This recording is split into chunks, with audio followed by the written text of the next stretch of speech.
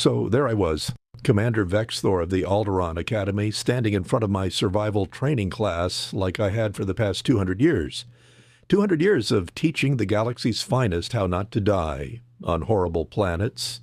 200 years of perfecting the curriculum, 200 years of never, and I mean never, having a single fatality. I was proud of that record. Know why? The 47-item survival kit. 47 pieces of equipment, each one carefully selected by 14 different galactic councils over the course of 3 millennia. We had atmospheric analyzers, molecular food synthesizers, emergency beacon arrays, plasma cutters, thermal regulators, and 42 other pieces of gear that could keep you alive in any situation the universe decided to throw at you. My exoskeleton practically gleamed with pride as I gestured to the holographic display showing each item. "Cadets," I said in my most authoritative mandible click, "this equipment represents the pinnacle of survival technology. Each item has been tested across 10,000 worlds. Follow the protocols, trust the equipment, and you will survive." The class nodded appropriately. I had a good batch this year. Reginald, a Plutonian whose family owned half the mining operations in the Outer Rim. Captain Zrill, an elegant avian whose species had been exploring space since humans were still trying to figure out that fire was hot. A crystalline entity whose name I could not pronounce without 3 extra voice boxes. All of them smart, all of them capable, all of them taking notes on their data pads. Then there was Jake Morrison. The human sat in the back row, boots up on the desk, chewing on something called gum, which I'd been assured was not a biological hazard. He was not taking notes. He was not paying attention to my holographic display. He was cleaning his fingernails with a knife. A knife, one knife, that appeared to be his entire survival kit. "Cadet Morrison," I said, my compound eyes focusing on him with what I hoped was withering precision. "Where is your equipment?" He looked up, completely unbothered. "Got it right here, Commander." He held up the knife. It was maybe 20 centimeters long, black handle, serrated on one side, primitive, crude, absolutely unacceptable. "That is a knife, Cadet Morrison, not a survival kit." "Yeah," he said, grinning in that way humans do when they think they are being clever. "But it is a really good knife." I heard Reginald snort from the front row. Even Captain Zrill ruffled her feathers in what I had learned was the avian equivalent of suppressed laughter. "Cadet Morrison, the survival kit contains 47 items for a reason. Each one serves a specific vital function. You cannot possibly expect to survive a Class 5 death world with just a blade." He shrugged. "Worked so far. You have never been to a Class 5 death world." "Sure I have. I am from one." This made me pause. I checked my roster on my data. Pad species human. Homeworld, Earth. Classification, oh no, Class 5.4. Earth was not just a death world. It was statistically one of the worst death worlds in cataloged space. Predators on every continent, diseases that evolve faster than medicine, weather systems that could kill you in minutes. Tectonic activity, solar radiation. 96% of the planet's species had gone extinct before humans even showed up, and the remaining 4% were apparently angry about it. And humans had not just survived there, they had thrived. They had become the apex predator. Then they had gotten bored and invented space travel just to find new places to apply their thoroughly unnecessary survival instincts. "That may be," I said, recovering my composure, "but protocol is protocol. You will need to check out the standard kit before drop." Jake Morrison smiled wider. "Tell you what, Commander, let me do it my way. If I fail, I will retake the course with all 47 items and write a formal apology to every single galactic council that approved them. Deal?"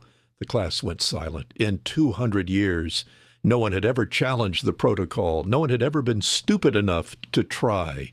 I should have said no. I should have failed him right there and maintained my perfect safety record. But I'd been teaching for 200 years, and I was very, very bored. "Deal," I said. "But when you fail, and you will fail, I expect that apology to be extremely detailed." He gave me a thumbs-up gesture, which I had learned meant agreement and not, as I had originally feared, a threat display. "Excellent," I announced to the class. "We drop in 6 hours. Check your equipment, review your protocols, and try not to die. It makes for terrible paperwork." As the cadets filed out, I watched Jake Morrison walk away, twirling that ridiculous knife around his fingers like it was a toy. I was going to enjoy watching him fail. I was going to enjoy that apology even more. Humans, honestly, what could possibly go wrong? Mortis 7 was exactly as advertised. Class 5 death world, toxic atmosphere, acidic water, predators that had evolved specifically to hate visitors. The kind of planet where even the plants had teeth, perfect for testing survival protocols. I watched from my command ship in orbit as the drop pods launched. Each cadet had their assigned kit, their designated landing zone, and approximately 72 hours to reach the extraction point 30 kilometers away. Simple, straightforward, completely survivable if you followed the rules. Reginald's pod landed first, and honestly, it was less of a landing and more of a gentle settling. His family money had bought him the deluxe drop pod with inertial dampeners and a landing pad that automatically deployed. The back hatch opened, and out came an anti-grav sled piled so high with equipment it looked like a mobile supply depot. The kid had not just brought the standard 47 items, he had brought the deluxe versions plus backups for the backups. Captain Zrill touched down next, her landing graceful and efficient. Her kit was organized into precisely labeled containers. Everything had a place, everything had a purpose. It was beautiful to watch, really. Then Jake Morrison's pod hit the ground like a meteor that had given up on life. No inertial dampeners, no landing pad, just gravity doing what gravity does best. The pod bounced twice, rolled 3 times, and came to rest upside down in a patch of those carnivorous plants I mentioned earlier. I waited for the emergency beacon. Surely the human had knocked himself unconscious. Surely he would need immediate extraction. The hatch blew open, and Jake crawled out, brushing dirt off his jacket. He looked around, oriented himself, checked the knife on his belt, and started whistling on a death world where things hunt by sound. "Cadet Morrison," I said over the comm link, "you are making noise in a hostile environment. This is inadvisable." "Yeah, but it is a pretty morning, Commander. Feels wrong not to whistle." "It is not morning. The planet has a 60-hour day cycle, and you have landed during the Predator active period." "Huh, well, that explains why everything looks so angry." He was not wrong. 3 of those carnivorous plants were already slithering toward him. I was about to call for emergency extraction when Jake simply stepped around them, patted one on what might have been its head, and kept walking. The plant looked confused. I sympathized. The first real challenge was the acid swamp. 2 kilometers of bubbling, toxic sludge that could dissolve organic matter in under 30 seconds. The briefing had been very clear about this obstacle. I switched my view to Reginald, who had arrived at the swamp's edge. He deployed an inflatable raft made from acid-resistant polymers. Then he activated a chemical neutralizer to create a safe path. Then he launched a drone to scout the safest route. Then he put on an atmospheric processor because the fumes were quite lethal. It took him 45 minutes to cross. Expensive, time-consuming, but textbook perfect. Captain Zrill was only slightly faster. She used a combination of floating platforms and a grappling system to swing across the narrower sections. Elegant, efficient, exactly what I would expect from someone of her species. Then I checked Jake's feed. He was standing at the edge of the swamp, hands on his hips, studying the situation. There were trees nearby, tall ones with thick vines hanging between them. He walked over, tested one of the vines with his weight, nodded to himself, and pulled out the knife. "Oh no," I muttered. "What was that, Commander?" my co-pilot asked. "The human is thinking. This is never good." Jake cut down 6 vines in about 2 minutes. Then he started weaving them together, not tying, weaving like he had done this 1,000 times before. Within 10 minutes, he had created a bridge of interlocked vines stretched between 2 trees that arched over the narrowest part of the swamp. He tested it once, shrugged, then walked across like he was strolling through a park. 10 minutes? 1 knife, Zero equipment from the approved list. That is not protocol, I said to no one in particular, but it is effective, my co-pilot observed. I did not respond because she was right, and I hated it. Jake reached the other side, waved at the camera drone tracking him, and continued whistling that infernal tune. 47 items, I reminded myself, developed over 3 millennia, approved by 14 galactic councils, tested on 10,000 worlds, and this human with his one knife was making it look like we had overthought things. I pulled up his bio again. Jake Morrison, age 28 standard years. Previous occupation, something called a park ranger on Earth. Specialization, wilderness survival in hostile environments. There was a note at the bottom of his file. Requested assignment to most difficult training available, explained he was, quote, getting soft, end quote. This human thought he was getting soft on a Class 5.4 death world. I watched him disappear into the jungle ahead, already ahead of schedule, and I felt something I had not felt in 200 years of teaching, concerned that I might be wrong about something. Commander, my co-pilot, said, the human is making better time than any cadet in Academy history. It has only been 2 hours, I replied. Plenty of time for him to die horribly, but I did not sound convincing, even to myself. By hour 6, I had stopped hoping Jake would fail and started wondering if my entire curriculum was a cosmic joke. The second major challenge was the razor wing nest. Razor wings are exactly what they sound like, flying predators with wings sharp enough to slice through steel plating. They hunt in packs of 30. They are aggressive, territorial, and have been known to attack dropships just for entering their airspace. The approved protocol involved 3 items from the survival kit: sonic deterrents to confuse their echolocation, a portable energy shield, and emergency flares to scare them off. Simple, effective. Nobody gets filleted. Reginald arrived at the nest territory first. I had to give the Plutonian credit. His family money had bought good equipment. He deployed auto turrets in a perimeter, activated a military-grade energy shield that could stop plasma fire, and sent up scout drones to track the flock patterns. He looked like he was preparing for an invasion, not a hike. It worked, of course. The Razorwings took one look at his setup and decided to hunt elsewhere. Reginald crossed the territory in 3 hours without incident. Protocol followed. Survival achieved. Boring, but alive. Captain Zrill used a more elegant approach. Her people had been dealing with aerial predators for millennia. She deployed a holographic decoy system that projected false targets, combined with a scent neutralizer and a sound dampener. The Razorwing spent an hour attacking projections while she slipped through unnoticed. Beautiful, efficient. Exactly what 15,000 credits worth of survival equipment should accomplish. Then there was Jake. I watched his camera feed as he entered Razorwing territory. He stopped, looked up at the circling flock, and actually smiled. Cadet Morrison, I said over the comm, you are in extreme danger. Razorwings are Class 3 predators with recorded kill counts in the thousands. I strongly suggest, yeah, I see them, Commander, big birds, nasty looking. They are not birds. They are apex predators with metal-based wing structures. And, Commander, respectfully, we have hawks back home. I know how this works. Hawks. He was comparing Razorwings to Earth birds. This was how humans died, except Jake did not die. He cut a straight branch from a nearby tree with his knife, about 2 meters long, sharpened one end into a point, added some smaller branches as fletching near the base. The entire process took maybe 15 minutes.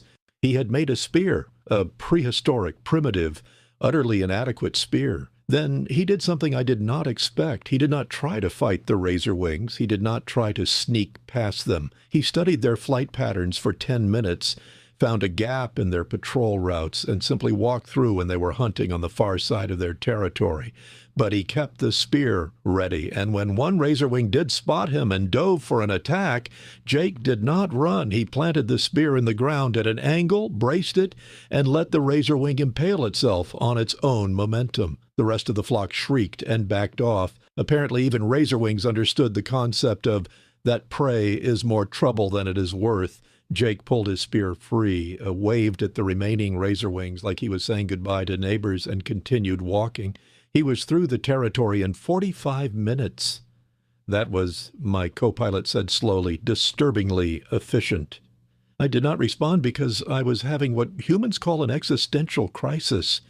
The third challenge was the volcanic highlands.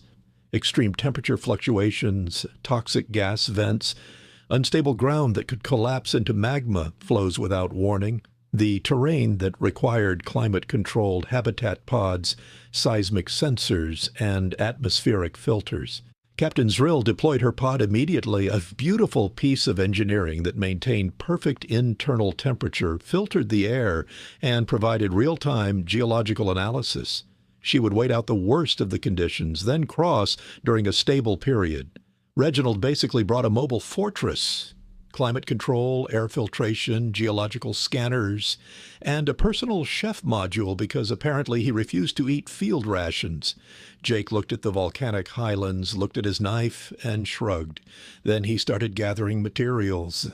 I watched in horrified fascination as he built a shelter, not with advanced materials, not with climate control technology, with rocks and branches and some kind of clay mud he found near a stream. He positioned it near a warm vent, but not too close, using the geothermal heat for warmth, but avoiding the toxic gases. He dug a small trench around the perimeter for water runoff. Then he made fire, actually made fire by rubbing sticks together like some kind of cave-dwelling ancestor. Commander, my co-pilot said, is he aware that he could just use a plasma lighter from the standard kit? He does not have the standard kit, I reminded her. Right. But surely humans have invented fire-starting technology. I looked it up. They invented it approximately 50,000 years ago. Then why is he?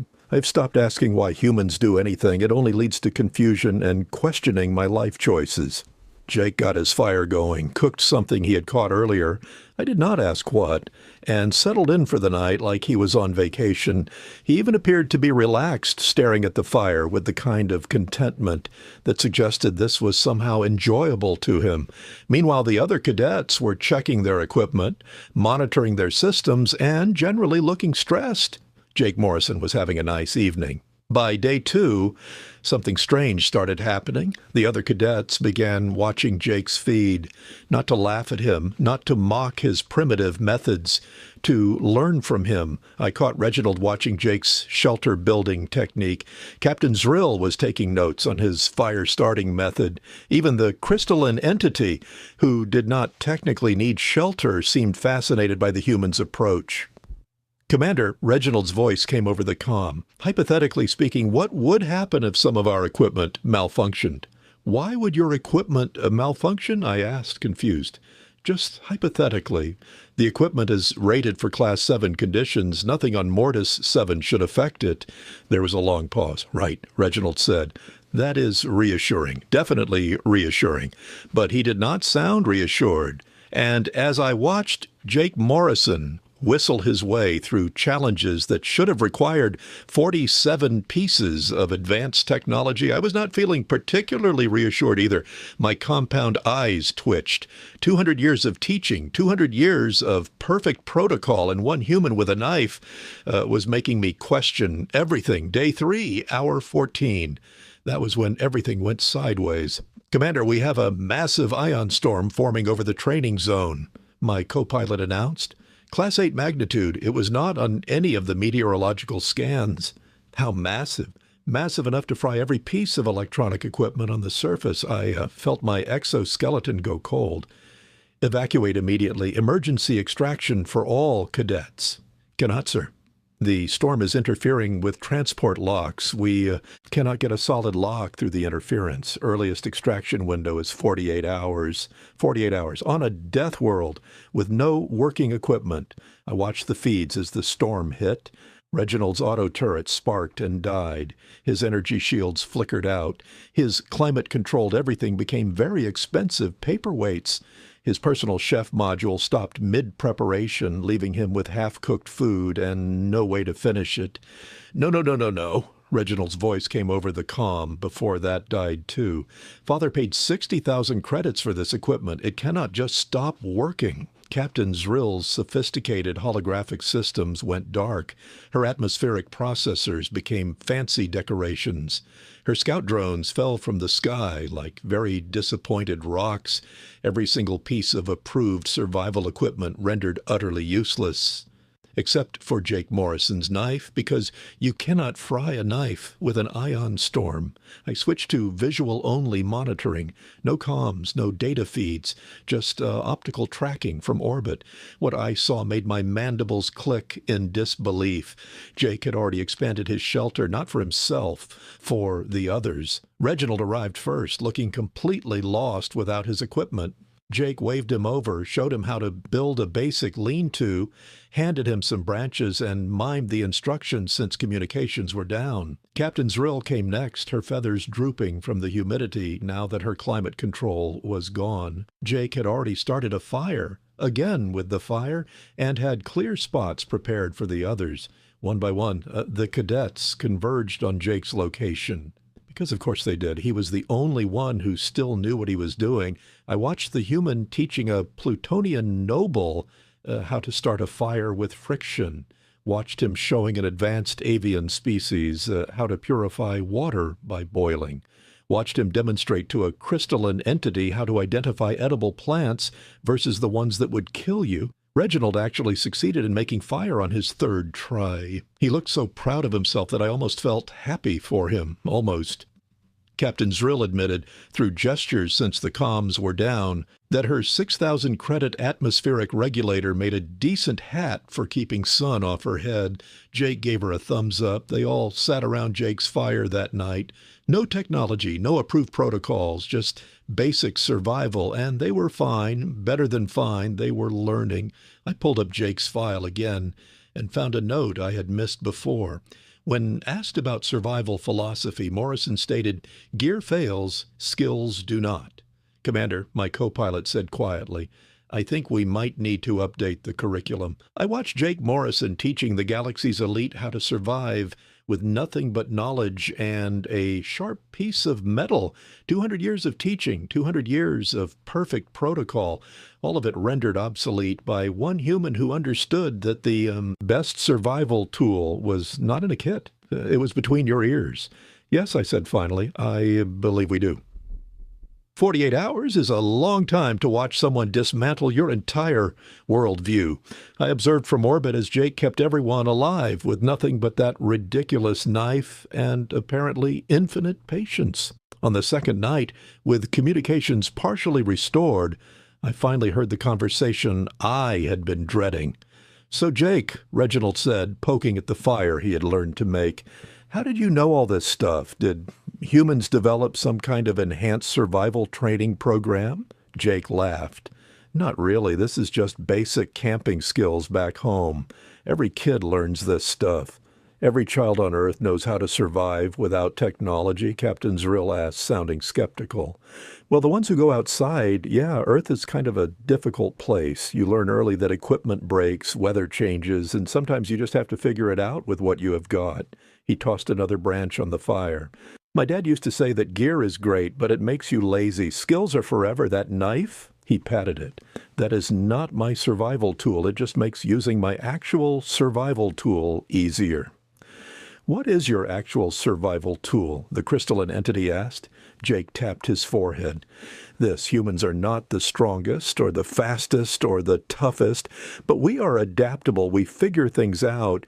We improvise. You give a human a problem and maybe one tool, and they will find 17 different ways to solve it. 16 of them will be stupid, but that 17th one, that one works." There was silence around the fire. "So the knife is not the point," Captain Zrill said slowly. "The knife is never the point. The knife is just a force multiplier for your brain." I listened to this from orbit, taking notes I did not remember starting. "Commander," my co-pilot said, "are you writing a new curriculum?" "Possibly," I admitted. "It appears I have been teaching survival wrong for 200 years. How does one teach survival wrong for 200 years? By focusing on the equipment instead of the thinking. Down on the surface, Jake was teaching Reginald how to make a fish trap. The Plutonian was actually smiling, covered in mud, looking nothing like the spoiled noble who had arrived with 60,000 credits worth of gear. He looked like he was learning something important. They all did. The extraction ships arrived exactly 48 hours later. Every cadet survived, every single one. Back at Alderaan Academy, I stood before the review board with my report. Commander Vexthor, the head administrator, said, "You allowed a cadet to attempt a Class 5 death world with inadequate equipment. Please explain." "I allowed a human to teach me that our definition of adequate was wrong. I submitted my revised curriculum, mandatory primitive skills training, emphasis on adaptability over equipment dependence, a new required course titled, 'What to Do When Your 47 Items Become 47 Paperweights.' The board approved it unanimously. Jake Morrison received the highest marks in Academy history, also received 17 job offers from various militaries who apparently wanted humans on their survival teams. He declined them all. "Why?" I asked him during his exit interview. "Because you offered me something better, Commander." "I did?" "You asked me to guest lecture next semester. Teaching sounds fun. You want to teach survival skills here?" "Sure, as long as I can bring my knife." I looked at this human, this impossible, frustrating, whistling human who had destroyed 200 years of my carefully constructed protocols and somehow made them better. "Deal," I said. 3 months later, I watched Jake Morrison teaching a new class of cadets how to start a fire without technology. Reginald was his teaching assistant. Captain Zrill had enrolled in the advanced course. My co-pilot leaned over. "Commander, do you regret letting him try?" I watched a Plutonian noble successfully create friction fire while a human cheered him on. "No," I said, "I regret not letting him try sooner. Humans? It's terrifying. Impossible, ridiculous humans. But maybe that is exactly who you want on your team when everything goes wrong. Because gear fails. But humans just sharpen their knives and get to work. And honestly, after 200 years of teaching, I finally learned the most important lesson. Sometimes the best survival kit is not what you carry, it is what you know. And maybe one really good knife